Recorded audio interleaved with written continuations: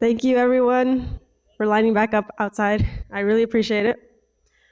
Please give your respect to the next speakers. They're going to introduce yourselves real soon. Right now, if everybody can just take a seat. We're going to start late, so we're going to end a little late, about 5 minutes late. Just letting you guys know. Take it away.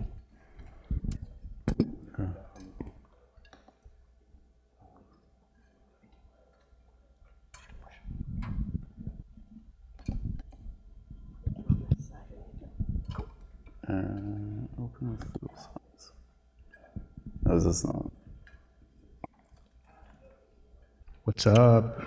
Did you guys like the Encore? We took an Encore. You guys had to leave to pretend like, you know.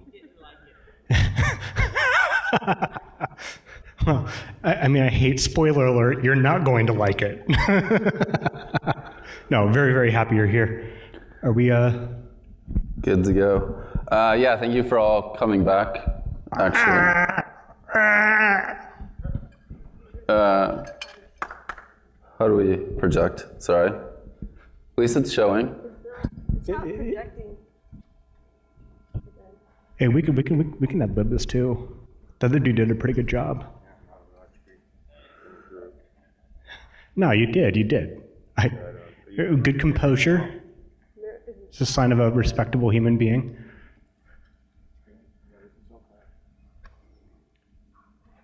Did you send out slides, Tobin? This one's been having trouble, so then you may or may not have to go without slides. Yeah, we can send slides out. That's fine. Oh, I see something. Oh, there you go. Oh, there's probably no. Maybe.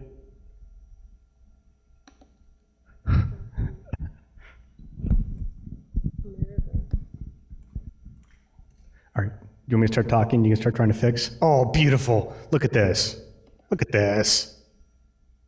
Life is good. Yeah, okay. Now we can start. Yeah, thank you again for coming in and out. Welcome to From Cockroaches to Marble Floors. My name is Daniel Tobin, and this is Paul Karayan. Yo. Go through a quick agenda here. Intro, background, how did we get here? Talk about our cockroaches, and then what we did to get to those marble floors. Cool. So I actually was one of Daniel's mentees, let's call it, and I'm currently working with a company called Primer. I spent a lot of time more on the dev side. Dan Tobin here, he ran the DevOps, security, compliance, and IT organizations at a fintech company that we worked at together. And he's with Cyril now. Yep, just joined Cyril as a security lead, focusing on data access to security. So these are some of the things that we learned working together at a fintech company. The fact is, we've seen all of these. These have been, I think these are 3 to 5 years old. But like, where are we going to get enough people actually working in security? So like, what are the different options? Like, up to 3 million people they're potentially projecting. We'll see how that actually plays out. But what are some of the ways that we can expand the security umbrella? So a couple of the biggest things lately have been this, everyone's talking about DevSecOps. I'm so excited. Working with like the DevOps teams, working with the engineering teams, shifting left, whatever you want to call it. And the other thing is our boot camps. One of the things with boot camps, they're great. You can learn cybersecurity in 24 weeks, I guess. They are self-selecting, and it's a good start, but we need to expand out more. So one of the things that I've been focused on for my entire career is something that I've been calling infraops. And infraops is taking these 3 separate silos of infrastructure, of engineering, and IT as well. So I actually spoke at DuraPeCon in 2015 about this. Like, DevSecOps was starting to become a thing then, but still, even in the past like 5 years, like we barely see anything about the IT portion side. If anything, I've seen more on the security side just being like, no, we're just going to take it. We're done. I can't deal with it, like whatever. The way we've really approached it is that like for each of these areas, like you have people on the front lines that you want to engage. Like they see what's happening. Like they're getting the tickets in, like whether it's like changing your Kubernetes infrastructure or working with some of your high impact employees. Like I need help like logging into like my Windows machine, and I downloaded this thing because there's too many like security like guardrails in place that I can't like do my job. So what we focus on, what I've been focusing on for my entire career is like, let's expand security out. Like we can't just sit like here and just tell everyone no. Like we need to like work with the people like on the front lines that are working with the code directly, working with like your endpoints.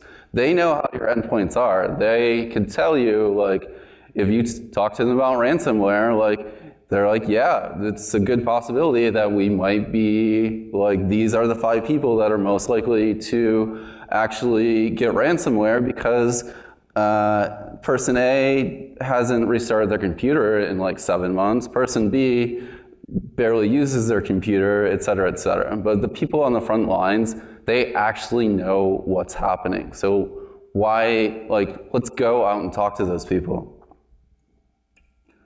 So thinking about this, like this worked really well for us together. So if we're just talking about like different operations, like the other team that we worked with and we really started to engage more was the QA side. Like they're on the front lines of like the application. Like they're, depending on their company, like their entire like day-to-day is like, I have code, I need to check the code, does it have bugs? Well, why can't we just talk about all of the bugs? Like, can we just talk about like security bugs, like authentication bugs, authorization bugs? Like, they're already looking for bugs. You have people that's their entire job is to find bugs. Like, so we started to engage like the QA team to take a more holistic approach to this. So some of the things that started to transfer, like from security, like bringing in security, like we already had a pull request process. We would flag certain things for the security team to review. They can't review everything, but if we flag something, oh, we're changing like authentication here, let's make sure that we actually get like the security team to double check that.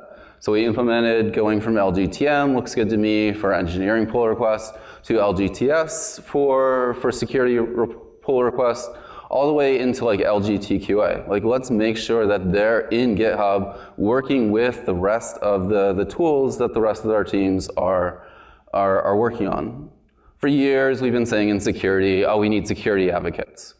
Well, what about just quality advocates? Like we're all trying to find bugs together, like making sure that you find people on your engineering teams that are excited about tests, that are excited about the process of like running through like CI/CD. And then bringing that back into like the automation pipeline itself, making sure that's like the infrastructure as code. So what we've seen, like really, the DevSecOps movement and overall, like the big gains that we've seen have been like infrastructure as code, like being able to have like this openness, having everyone be able to contribute, be able to see. Flea? He said sunlight is the best disinfectant. Making sure that we have this infrastructure. Security already operates as consultants. There's the most people security I've like ever seen, and I think they said about 2,000 people here. Is that like, what, 1,800 different companies? You are already working like across teams. So working with our like QA teams to like have that idea of a consultant. The fact is, like, again, there's not enough of us as is. We can't do everything. We need to leverage tools to scale yourself where possible. What are your engineering teams doing to scale themselves? Are they using like Jenkins to be like a cron job that runs everything? Like, what are the ways that we can to work with those same tools so that we're all working on the same problems from the base level? And then again, diversity really is the key to winning. One of the things that we've really found is just like finding the goats in the organization. Paul loves talking about goats. We're both on hashtag RootGoat2020 at this point. Like, who are the people that you can go and talk to that are excited about all sorts of different things? Like, if you can talk to them in a way that makes sense on like what they're trying to do, like they mentioned earlier today, being able to like have the same language, being able to like, people do want to do the right thing.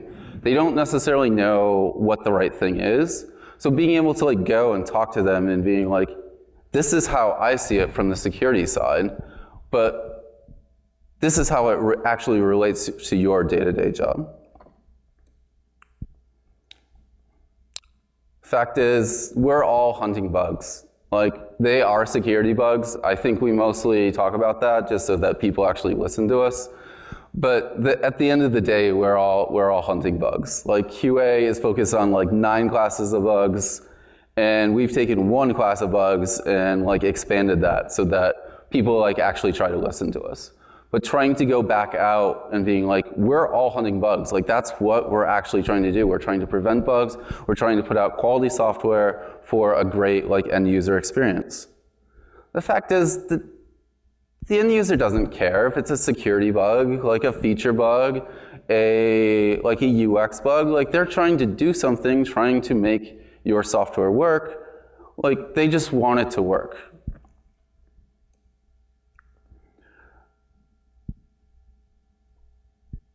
The thing that we really thought about though is like, let's take a holistic look. Like, I am certain that for a lot of these companies that have had major bugs found, a large financial company had struts out there. I very much doubt if you looked at the entire like bug system for that was the only bug. Like, if you really focus on this as like something, this is a quality problem that we need to solve. It's not a security problem we need to solve. We need to focus on the quality from the base level. Like, look across your Jira, your bug tracking system. Like, if you look across like all the bugs, like where are the bugs? Do you see them like across the spectrum? Is one team doing better? If you focus just then on the security bug, like building those charts and those reports, can you find the trends? Like, go through, do some like basic reporting, figure out the metrics. Like, where are we as a company in quality, like overall? Like, is it just a security problem, or do we actually have to focus on the entire company, more on like security or bugs as a baseline? Again, we need to remove the gates. It's not working. It hasn't worked. Like, we need to stop being just sitting there and like saying no. Like, it hasn't worked. One of the things that I see, especially now, of like what I'm worried about, like in security going forward, is what we've seen with like the DevOps movement. What you saw with the DevOps movement is that what happened was that you had sysadmins that put up a ton of gates. You don't have sysadmins in many companies anymore. They're gone. They're like, you can't necessarily get a new job at like most of your startups like here, like in the Valley. No one's trying to say that you should be a sysadmin and read from the BOH manual to like tell your users like they're stupid. Like, we need to like remove the gates, being able to like work across the aisle, working across like the entire company.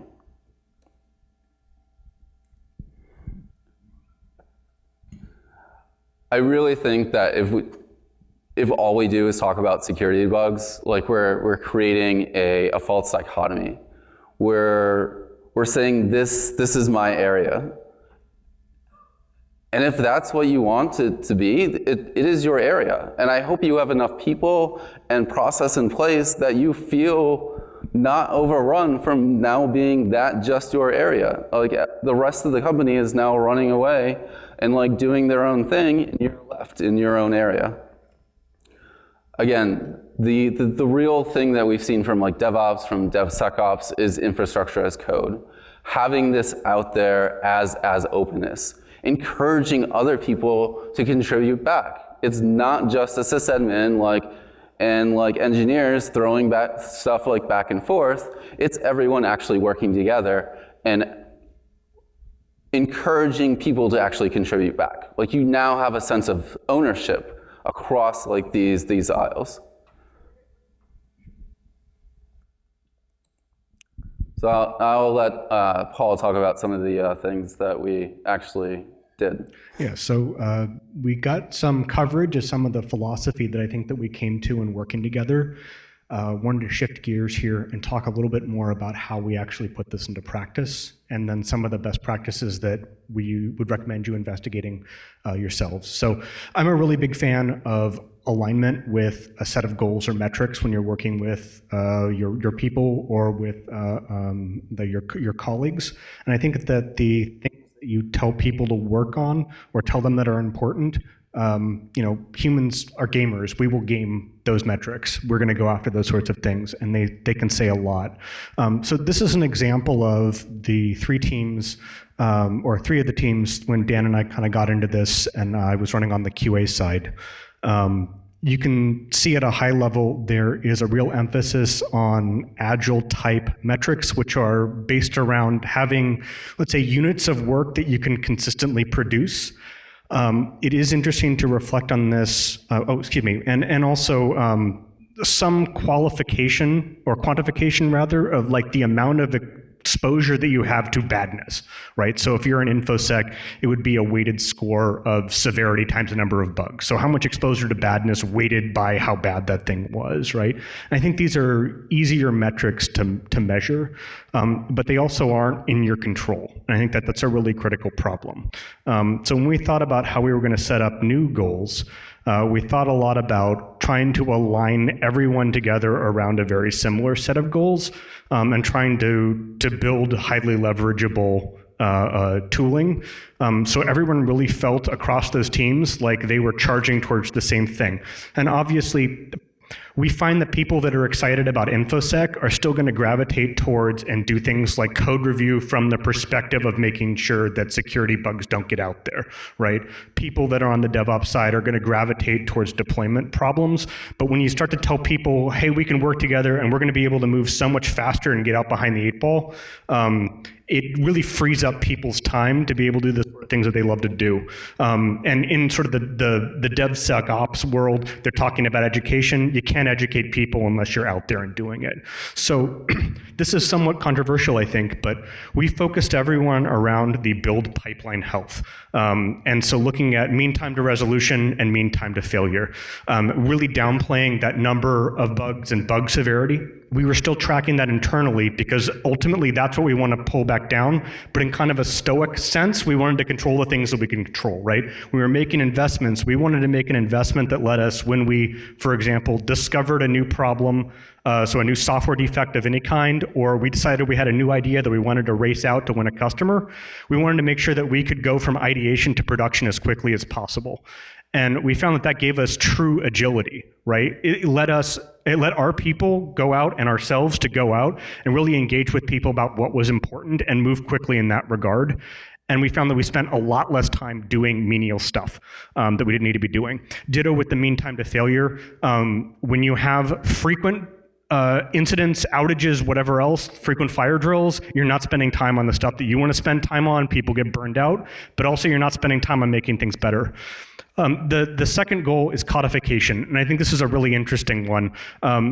We made a goal to try to produce more of the tacit rules that we had about how our systems work when we were off in our ivory tower saying, no, you don't get to have that machine. No, that doesn't get to go out because it violates compliance rules. Hey, write those down. And I can tell you it was scary as shit to be able to put some of these rules out there and have people come fight you over it. But they didn't. They wanted to have a dialogue with us. They wanted to tell us this isn't good because of the following reasons. People were incredibly reasonable. I think the bulk of people, like Larkin said, want to do the right thing. And we found that really was able to create a dialogue with other people that was incredibly useful and profitable. So we started quantifying the number of rules that we were putting into code. We found that really useful. Sure. This is kind of the classic SRE thing. We saw that we were getting the sort of things you see in the Google SRE book, where you have sublinear growth of your operational teams relative to the output or size of your engineering organization. And I thought that, to me, signified that what we were doing was actually producing something that was higher leverage, and I was really, really happy with that. Obviously, this isn't a real number, but we can talk about specifics if you want later. I'm going to skip this one real quick. Let's talk about the sort of best practices that we got into, because I will tell you, this was a pretty successful endeavor on our part. What sort of things can you think about doing where you're able to get these pretty large gains that everyone across these kind of operational organizations, the IT, the DevOps, the InfoSec, QA can do together? One really big one was end-to-end tests. I'm a huge fan of the kind of behavioral-esque stuff, particularly Cypress, and some of the assertion libraries and the like that they use. That gives you a really good way of describing, this is what my application is supposed to be doing. It's amazing when I go to consulting clients how few of them are able to tell you in any level of detail what their application is supposed to be doing. Or you can ask a random dev, hey, what is this page supposed to be? I don't know. It also provides a really great jumping off points for doing additional things. For example, I've seen people hook up fuzz testing to endpoints that you hit during the point of, say, a customer end-to-end test. And when there's a failure, it's much easier to communicate to the rest of the organization that, hey, this thing is broken, and by the way, it affects the login page. Whoa, that gives it a little bit of oomph. We found also that environment provisioning and setup was a great way to do something high leverage. The faster people could spin up an environment to test something in, the lower friction that was, the more likely it was someone was going to do that. So the investment that we put in across the board there, we got really amazing returns. There are some other places. Load testing tools were big ones. Data access controls, so Cyril, where Dan just started working, that's an example of something, not only from a security perspective, have I been exploring that for looking at trying to reduce things like data exfiltration risk, but also being able to look at the performance of different parts of my application and, which functions are touching which parts of my data stores. We also, obviously, logging, monitoring, PagerDuty, those sorts of things have really high rates of return. We also found that utilizing things like Burp Suite, QA people do a lot of the stuff that you do in Burp Suite as a pen tester. They do it using really, really crappy, terrible tools. And people's eyes burst wide open, particularly if they're excited about this stuff, when they're suddenly given a way to do their job so much better. And that was a really great thing. I think another arena that we've spent some time looking at is sort of code-based meta-analysis. There's a wonderful book called Your Code is a Crime Scene. And one of the big things that I learned there is that areas where you see, there's sort of a bimodality, right? There are areas of your code that never change. Those are areas that oftentimes, when their breakages are horrible because no one's kind of kept up with the Joneses there. There's another modality where you see lots and lots of frequent change. And that tends to be an area where you're going to have a lot more churn. And that churn, again, like with the process comment that Dan was making, when there's churn, you're going to have deployment problems, you're going to have logic problems, you're going to have security bugs, dependency problems, whatever else. It's going to be there. So those are good places to kind of start to look at. We mentioned the code review process. I got my burp right there. Oops. Let me highlight one more thing because we're running out of time here, but that's the reduction of attack and failure surfaces. I think that's a really big thing that I think as InfoSec practitioners we think a lot about. So how do you reduce the number of dependencies? How do you minimize the amount of code doing different sorts of things? People in QA love you when they come to you and say, hey, guess what? You have to test a whole bunch less stuff, or there's a whole bunch less things that are going to go wrong with your code. That's awesome. When you're able to consolidate things down into best practices, where you really have a freeway or a paved road, like Netflix calls it, maybe there's a little bit of churn to begin with, but you've really reduced the amount of stuff that people have to worry about. Similarly with using open source tools, right? If you use open source, oftentimes people are maintaining something and you don't have to put your eyes on it as much. We heard a great talk yesterday about auditing open source dependencies. I still think open source I think open source is a fantastic way to go, because oftentimes you're talking about no visibility into code that your teams are writing internally versus some visibility and some auditing of things that are external that you can at least compartmentalize. So I found that to be a really powerful thing to try to wrap my head around. Let's see, and I guess as a final piece of homework, I always like Talks the Best where they say, like, go out and do something good tomorrow with your team. And so that's what I'm going to attempt to do here. So if you're thinking about getting started in something like this, if some of the other DevSecOps talks that have been here, they've been universally wonderful. I think they're a great concept. If they've kind of inspired you, the thing that I think with us and then with consulting clients I've experienced is that instrumenting for a more data-driven approach for managing an InfoSec program or for managing operational engineering programs in general, that's really giving you a good place to start. It also is a great way to communicate to management as to why something is important. So one great thing, for example, with focusing on the build pipeline health is we were able to take improvements that we were making, for example, as an InfoSec team and say, hey, we're actually shipping product faster. People loved us for that, right? I think there's also something to be said for looking at the DevSecOps movement, the visibility that's there. Whether you like everything that's being said there or not, they have some very nice branding and some nice ideas that are battle tested and will resonate with people. So I definitely would suggest that you go look at that and use that internally if you're trying to sell it. Obviously, talking to QA is huge. I wouldn't be here if this guy hasn't talked to QA, right? That a lot of people that are in QA see it as a means to get into something else that's more interesting. I think that's really sad, but that's the reality of our business. Most of the good QA people I know are trying to become devs or security analysts. They love it when someone from InfoSec comes and talks to them because it's an opportunity for them to grow and to show what they know and for people that give a shit about what they care about. So absolutely go talk to folks. I guarantee that you'll find a diamond in the rough, for sure, and it may not even be all that rough. And finally, it's really easy to do a quick audit for existing tools that you can leverage externally. I mentioned end-to-end tests, but there are other things like, for example, Burp Suite or Cypress tests, or even just reutilizing CI/CD to run things effectively on a cron. That can be incredibly powerful in getting to push this stuff over the line and seeing an impact. When you're using internal knowledge and you're not only are you creating those sorts of relationships where you can lever your way up, but you're also getting a lot for free with a very, very low amount of risk. So I encourage you to take a look at some of these things. And I guess that is all for us. But definitely, please come and ask us questions or hit us up online. We love talking about this stuff. And thank you so much for your kind attention. Really appreciate it. You may go. Thank you.